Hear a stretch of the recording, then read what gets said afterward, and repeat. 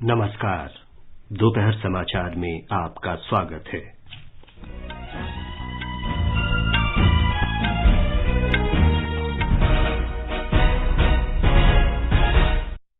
प्रधानमंत्री नरेंद्र मोदी ने गुजरात के गांधीनगर में वैश्विक आयुष निवेश और नवाचार शिखर सम्मेलन का उद्घाटन करते हुए कहा, भारत में स्वस्थ होना हील इन इंडिया दशक का एक बड़ा ब्रांड बन सकता है। प्रधानमंत्री आज दाहोद में आदिजाति महासम्मेलन में भाग लेंगे। वे 22,000 करोड़ रुपए की विभिन्न विकास परियोजनाओं का उद्घाटन करेंगे। वाशिंगटन में G20 देशों के सम्मेलन में वित्त मंत्री निर्मला सीतारामन ने कहा, विश्व में सबसे तेजी से उभरती अर्थव्यवस्थाओं में बने रहने के लिए भारत ने कोविड काल और उसके बाद के दौर में सुधारों को अपनाया। उच्चतम न्यायालय ने उत्तरी दिल्ली के जहांगीरपुरी में अतिक्रमण के खिलाफ कार्रवाई पर यथास्थिति बनाए रखने के आदेश दिए।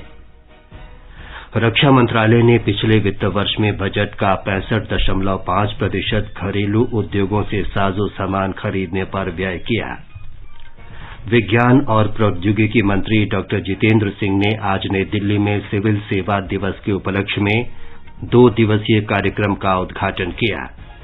प्रधानमंत्री कल लोक प्रशासन में उत्कृष्टता पुरस्कार प्रदान करेंगे। गुरु तेग बहादुर जी के 400वें प्रकाश पर्व का 2 दिन का आयोजन आज से लाल किला परिसर में शुरू होगा।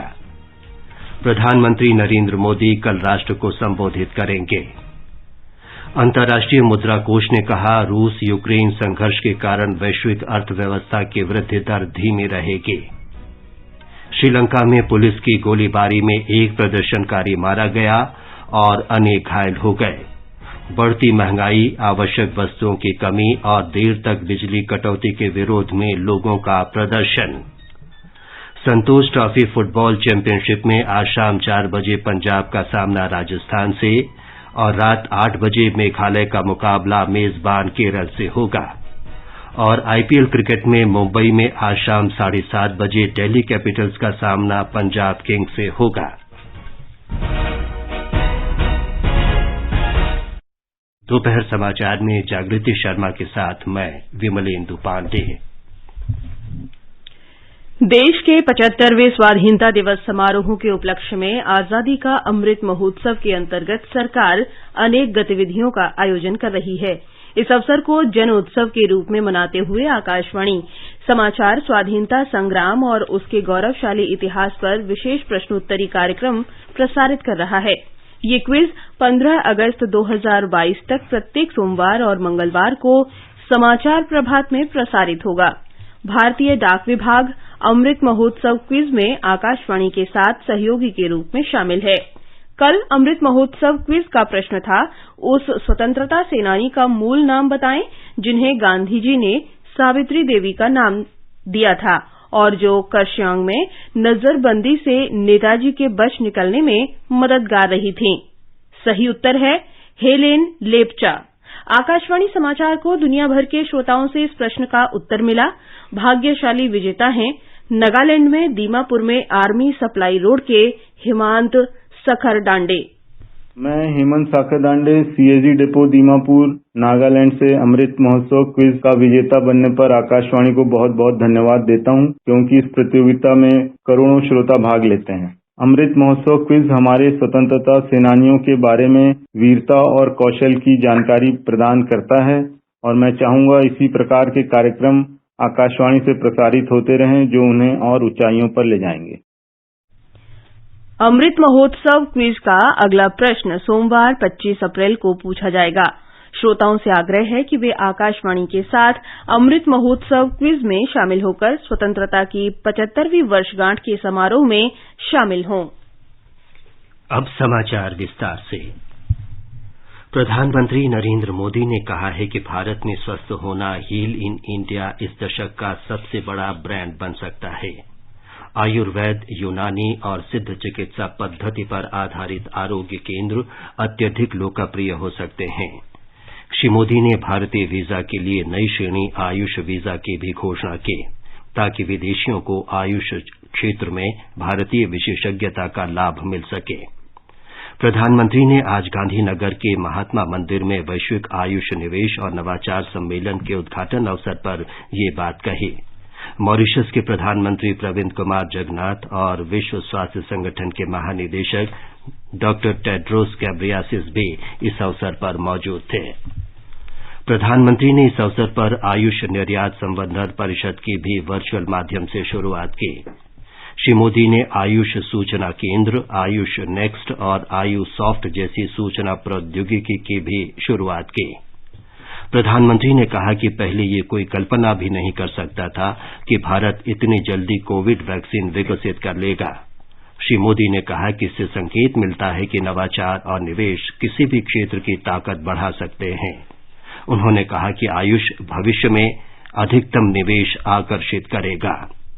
अब समय आ गया है कि आयुष क्षेत्र में भी इन्वेस्टमेंट को ज्यादा से ज्यादा बढ़ाया जाए। आज का ये अवसर, ये समिट, इसकी एक शानदार शुरुआत है। साथियों, आयुष के क्षेत्र में इन्वेस्टमेंट और इनोवेशन की संभावनाएं असीमित है। आयुष दवाओं, सप्लीमेंट और कॉस्मेटिक्स के उत्पादन में हम पहले ही अभूतपूर्व तेजी देख रहे हैं। आपको जान करके आनंद होगा, 2014 से पहले जहां आयुष सेक्टर में $3 बिलियन से भी कम का काम था, आज ये बढ़कर $18 बिलियन को भी पार कर गया है।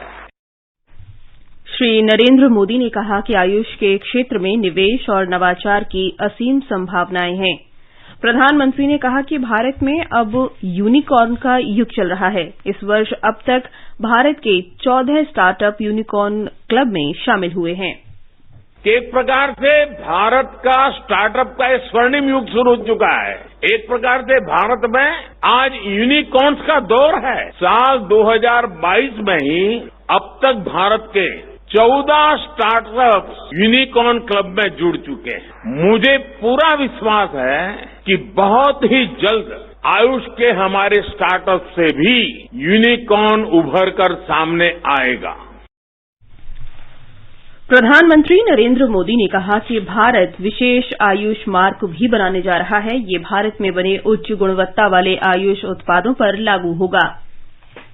बहुत जरूरी है कि मेडिसिनल प्लांट्स की पैदावार से जुड़े किसानों को आसानी से मार्केट से जुड़ने की सहूलियत मिले। इसके लिए सरकार आयुष ई मार्केट प्लेस के आधुनिकीकरण और उसके विस्तार पर भी बहुत तेजी से काम कर रही है। इस पोर्टल के जरिए हर्ब और मेडिसिनल प्लांट की पैदावार से जुड़े किसानों को उन कंपनियों से जोड़ा जाएगा जो आयुष प्रोडक्ट्स बनाते। उद्घाटन समारोह में मॉरिशस के प्रधानमंत्री प्रविंद कुमार जुगनॉथ ने कहा कि भारत विश्व की फार्मेसी के रूप में जाना जाता है। उन्होंने कहा कि भारत आयुष, आयुर्वेद और पारंपरिक चिकित्सा पद्धति में भी अग्रणी बनकर उभरेगा। इस अवसर पर विश्व स्वास्थ्य संगठन के महानिदेशक डॉ टेड्रोस ने कहा कि इस आयुष केंद्र के जरिए भारत पूरी दुनिया तक पहुंचेगा और पूरी दुनिया भारत आएगी। 3 दिन का वैश्विक आयुष निवेश और नवाचार सम्मेलन 5 सत्र का होगा। प्रधानमंत्री आज दाहोद में आदिजाति महासम्मेलन में शामिल होंगे। वे 22,000 करोड़ रुपए के विभिन्न विकास परियोजनाओं का उद्घाटन और शिलान्यास करेंगे। प्रधानमंत्री मोदी आज नर्मदा नदी थाले में दाहोद जिला दक्षिण क्षेत्र जल आपूर्ति योजना का शुभारंभ भी करेंगे। ये योजना 8 अरब 40 करोड़ रुपए की लागत से पूरी की गई है। इससे दाहोद जिले में करीब 280 गांवों और देवगढ़ बारिया शहर में जल आपूर्ति की जा सकेगी। श्री मोदी दाहोद स्मार्ट सिटी की 3 अरब 35 करोड़ रुपए लागत वाली 5 परियोजनाओं का उद्घाटन भी करेंगे। केंद्रीय मंत्री निर्मला सीतारामन और रिजर्व बैंक के गवर्नर शक्तिकांत दास ने आज उभरती बाजार अर्थव्यवस्थाओं से संबंधित G20 देशों की बैठक में हिस्सा लिया। बैठक का आयोजन वाशिंगटन में आगामी G20 वित्त मंत्रियों और केंद्रीय बैंक के गवर्नर की बैठक से पहले किया गया। बैठक में वित्त मंत्री निर्मला सीतारामन ने आर्थिक परिदृश्य और खाद्य, ऊर्जा सुरक्षा तथा उभरते बाजार के लिए तंग वैश्विक वित्तीय स्थितियों जैसी नीतिगत चुनौतियों पर अपने विचार साझा किए। उन्होंने कहा कि विश्व में सबसे तेजी से उभरती अर्थव्यवस्थाओं में बने रहने के लिए भारत ने कोविड काल और उसके बाद के दौर में सुधारों को अपनाया है। वित्त मंत्री सीतारमण ने कहा कि सरकार ने महामारी से निजात पाने के लिए कोविड अधिभार नहीं लगाने का बड़ा कदम उठाया था। उन्होंने कहा कि अर्थव्यवस्था को बचाने के लिए देश का राजस्व लोगों पर अधिभार लगाने से नहीं आने वाला था, इसलिए किसी पर कोई कोविड कर नहीं लगाया गया। वित्त मंत्री ने अंतर्राष्ट्रीय मुद्रा कोष से श्रीलंका को तत्काल वित्तीय सहायता देने का आह्वान किया है। श्रीलंका अभूतपूर्व आर्थिक संकट से जूझ रहा है। श्रीलंका ने घोषणा की है कि वो $51 अरब के विदेशी ऋण को चुकाने की स्थिति में नहीं है। श्रीमती सीतारामन और अंतर्राष्ट्रीय मुद्रा कोष की प्रबंध निदेशक क्रिस्टीना जॉर्जिवा के बीच वाशिंगटन में हुई बैठक में श्रीलंका के आर्थिक संकट के बारे में मुख्य रूप से चर्चा हुई। सुश्री जॉर्जिवा ने वित्त मंत्री को आश्वासन दिया कि अंतर्राष्ट्रीय मुद्रा कोष श्रीलंका के साथ सक्रिय रूप से संपर्क जारी रखेगा। ये समाचार हमारी वेबसाइट newsonair.com/hindi और हमारे mobile app news on AIR पर भी उपलब्ध हैं। सुनो ना, हाँ? सोच रहा हूँ अपना बिजनेस क्यों न बढ़ा लूं। तो रोका किसने है? हाँ? रोका तो किसी ने नहीं, पर समझ नहीं आ रहा कि मदद किससे मांगूं। मुझसे। तुमसे? तो अच्छा बताओ फिर। आकाशवाणी है ना, मैंने सुना है उसका नेटवर्क देश भर में फैला है। पर उससे मेरा क्या फायदा? देखो, फायदा है। जिस शहर में चाहो विज्ञापन की मदद से उपभोक्ताओं तक पहुंच जाओ। पर अब ये भी तो बता दो कि आकाशवाणी से संपर्क कैसे करूं? बहुत आसान है, मैं बताती हूँ। नंबर नोट करो, 870-001-4242। ओ 870-001-4242। लो अभी फोन लगाता हूँ 870-001-4242 पर।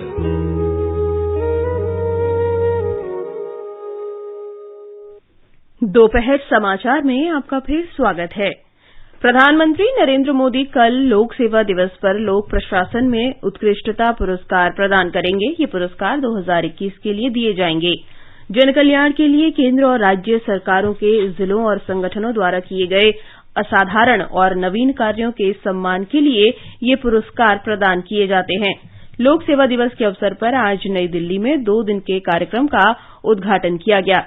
इस अवसर पर विज्ञान और प्रौद्योगिकी मंत्री डॉ जितेंद्र सिंह ने कहा कि पहले लोक प्रशासन में उत्कृष्टता के लिए प्रधानमंत्री पुरस्कार अधिकारी के व्यक्तिगत कार्य पर आधारित होते थे, लेकिन अब ये पुरस्कार अलग अलग जिलों के प्रमुख कार्यक्रम के प्रदर्शन पर आधारित होते हैं। गुरु तेग बहादुर जी के 400वें प्रकाश पर्व का 2 दिन का आयोजन आज से लाल किला परिसर में शुरू होगा। गृह मंत्री अमित शाह इस कार्यक्रम का उद्घाटन करेंगे। प्रधानमंत्री नरेंद्र मोदी कल कार्यक्रम में शामिल होकर उपस्थित जनसमूह को संबोधित करेंगे। इस अवसर पर वे एक स्मारक सिक्का और डाक टिकट भी जारी करेंगे। आजादी के अमृत महोत्सव के हिस्से के रूप में इस कार्यक्रम का आयोजन किया जा रहा है। भारतीय जनता पार्टी ने आजादी के अमृत महोत्सव को राष्ट्रीय जागृति का उत्सव बताया है। पार्टी ने इसे सुशासन के सपने को साकार करने और वैश्विक शांति तथा विकास का उत्सव भी कहा है। पार्टी के वरिष्ठ नेता और सूचना तथा प्रसारण मंत्री अनुराग ठाकुर ने कहा कि आजादी का अमृत महोत्सव के अंतर्गत देश भर में 25,000 से अधिक कार्यक्रम आयोजित किए गए हैं। उच्चतम न्यायालय ने उत्तरी दिल्ली के जहांगीरपुरी में अतिक्रमण के खिलाफ कार्रवाई पर यथास्थिति बनाए रखने का आदेश दिया है। इस मामले की सुनवाई प्रधान न्यायाधीश NV रमन्ना कर रहे हैं। वरिष्ठ अधिवक्ता दुष्यंत दवे ने याचिका में जहांगीरपुरी में अतिक्रमण हटाने की कार्रवाई को असंवैधानिक और अनधिकृत बताया है।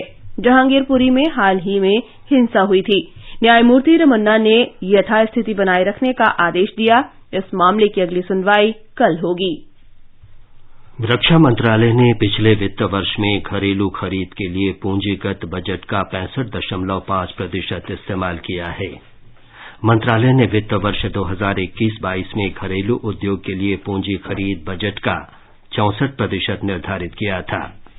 रक्षा मंत्रालय ने प्रधानमंत्री नरेंद्र मोदी के आत्मनिर्भर भारत की परिकल्पना को साकार करने के लिए स्वदेशी साजो सामान के लक्ष्य की अधिक खरीद की है। और आगे बढ़ने से पहले मुख्य समाचारों पर एक नजर। प्रधानमंत्री नरेंद्र मोदी ने गुजरात के गांधीनगर में वैश्विक आयुष निवेश और नवाचार शिखर सम्मेलन का उद्घाटन करते हुए कहा, भारत में स्वास्थ्य सेवा हील इन इंडिया दशक का एक बड़ा ब्रांड बन सकता है।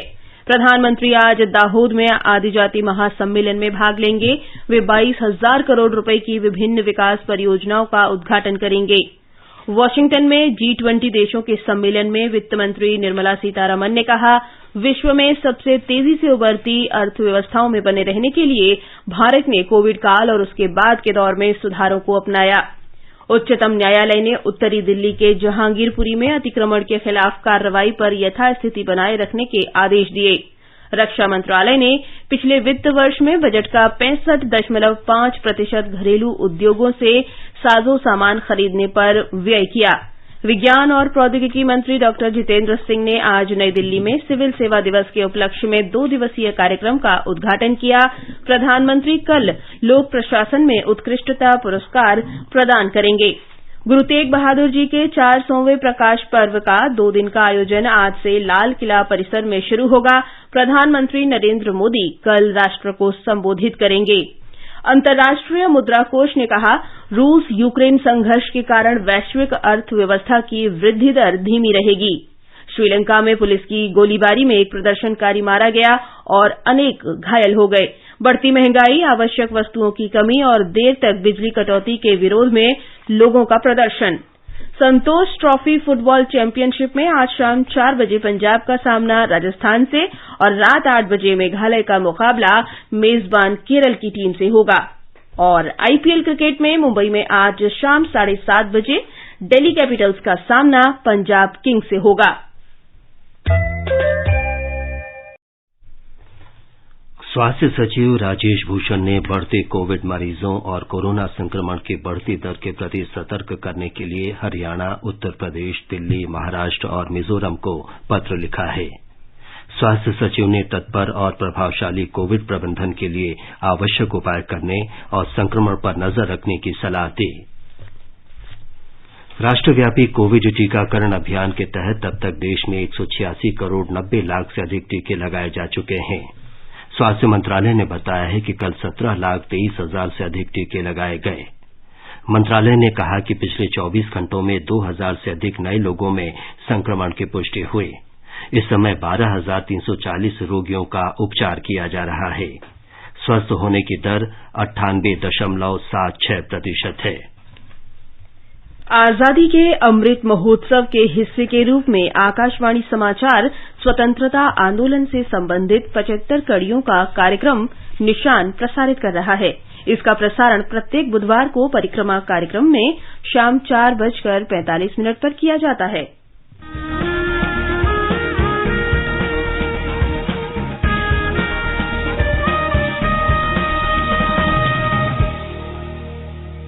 स्वाधीनता संग्राम के वे निशान जो साक्षी हैं हमारे सेनानियों के संघर्ष और बलिदान के। आकाशवाणी समाचार ला रहा है विशेष श्रृंखला निशान। हर बुधवार को शाम 4:45 पर कार्यक्रम परिक्रमा में FM गोल्ड 100.1 मेगाहर्ट्ज पर।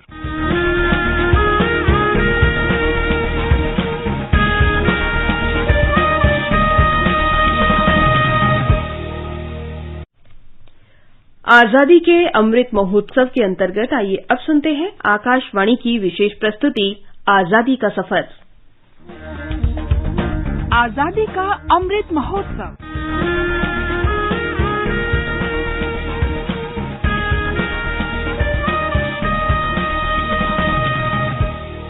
आजादी का सफर आकाशवाणी समाचार के साथ एक राष्ट्र का उदय। भारत का गौरवशाली स्वतंत्रता संग्राम आधुनिक विश्व में घटित महानतम संघर्षों में से एक है। आकाशवाणी समाचार प्रत्येक दिन इस स्वतंत्रता आंदोलन की एक झलक आप तक पहुंचा रहा है।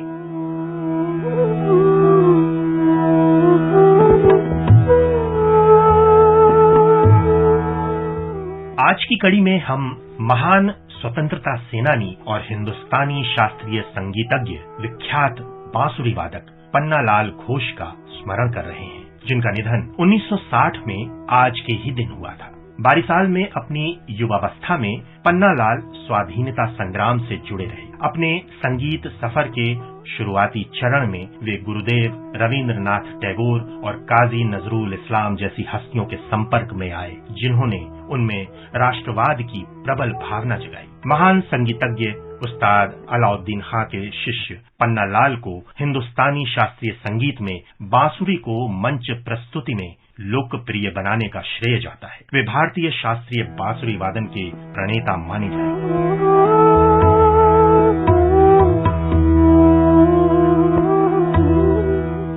पन्ना लाल का जन्म 24 जुलाई 1911 को बारिसाल में हुआ था। पन्ना लाल आरंभ से ही बहुत प्रतिभाशाली और लगनशील थे और विभिन्न स्रोतों से संगीत को आत्मसात करते थे। 1928 में पन्ना लाल भारतीय स्वतंत्रता संग्राम में शामिल हो गए। साथ ही उन्होंने जिम्नेशियम ज्वाइन किया और मार्शल आर्ट, बॉक्सिंग और स्टिक फाइटिंग सीखी। जैसे जैसे वे स्वतंत्रता संग्राम में अधिक से अधिक जुड़ते गए, सरकार ने उन पर निगरानी बढ़ा दी। उन्हें भागकर कोलकाता जाना पड़ा। उनके बचपन के मित्र और रिश्तेदार अनिल बिस्वास भी अपने राजनीतिक झुकाव के चलते कोलकाता आ गए।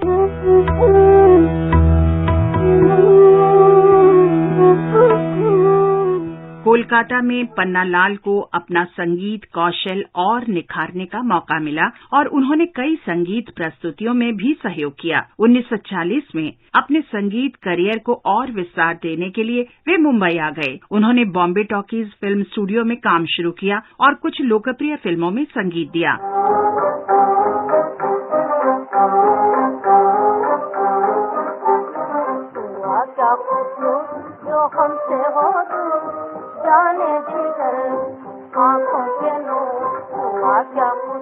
आकाशवाणी से नियमित रूप से प्रसारण और समूचे भारत में संगीत उत्सवों में प्रस्तुति से भी उन्हें अपार प्रसिद्धि मिली।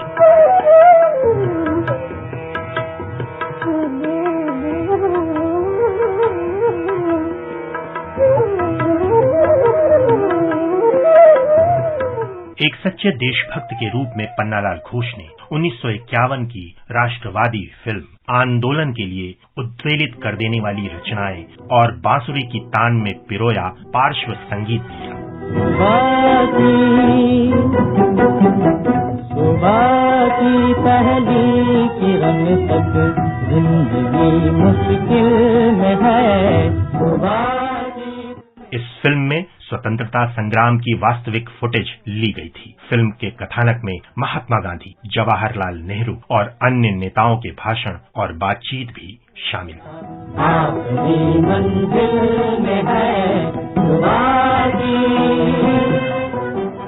पन्नालाल घोष की संगीत विरासत आज भी उनके अनेक शिष्यों में देखी जा सकती है। इस महान राष्ट्रवादी और संगीत विभूति पन्नालाल घोष को हमारा सादर नमन।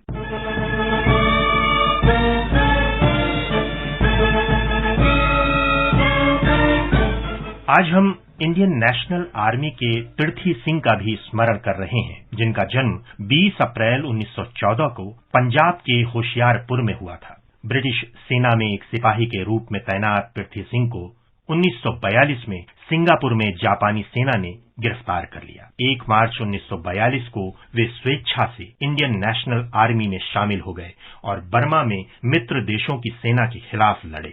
1944 में बर्मा में युद्ध भूमि में लड़ते हुए ही वे शहीद हो गए। स्वदेश के इस महान सपूत पृथ्वी सिंह को हमारा नमन। आज हम शहीद मंगरा भगत को भी श्रद्धांजलि अर्पित कर रहे हैं, जिन्होंने रांची में भारत छोड़ो आंदोलन में सक्रिय भाग लिया था। एक विरोध प्रदर्शन के दौरान उन्हें गिरफ्तार कर 15 सितंबर 1942 को पटना कैंप जेल में भेज दिया गया। कारागार में ही 20 अप्रैल 1943 को उनकी मृत्यु हो गई। महान देशभक्त मंगरा भगत को आकाशवाणी समाचार की ओर से शत शत नमन। आज हम शहीद अहमद यार खां को भी याद कर रहे हैं। उन्होंने 1857 में आजादी की पहली लड़ाई में भाग लिया था। खान उत्तर प्रदेश के जलालाबाद में तहसीलदार थे। स्वतंत्रता सेनानियों की सरकार में जलालाबाद के नाजिम के रूप में उन्होंने महत्वपूर्ण भूमिका निभाई। आंदोलनकारियों की हार के बाद ब्रिटिश सेना ने उन्हें कब्जे में ले लिया और 20 अप्रैल 1858 को उन्हें फांसी दे दी गई। इस महान राष्ट्रभक्त शहीद अहमद यार खान को हमारी भावभीनी श्रद्धांजलि। और अब आकाशवाणी समाचार के साथ आजादी का सफर की ये कड़ी यहीं संपन्न होती है। कल फिर मिलेंगे अगली कड़ी के साथ।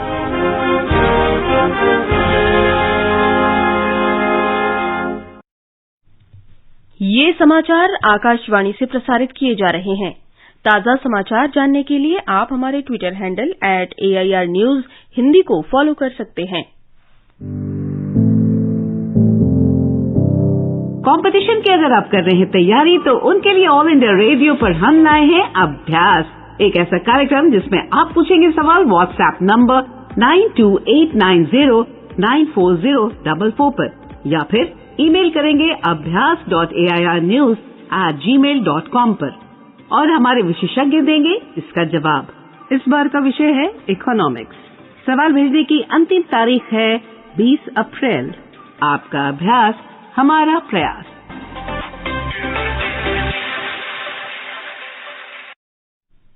ये आकाशवाणी है। श्रीलंका में कल पुलिस की गोलीबारी में एक प्रदर्शनकारी मारा गया और अनेक घायल हो गए। बढ़ती महंगाई, आवश्यक वस्तुओं की कमी और देर तक बिजली कटौती के विरोध में लोग प्रदर्शन कर रहे थे। महत्वपूर्ण रेलवे लाइन से लोगों को हटाने के प्रयास में पुलिस को गोली चलानी पड़ी। 2 प्रदर्शनकारियों की हालत गंभीर बताई जा रही है।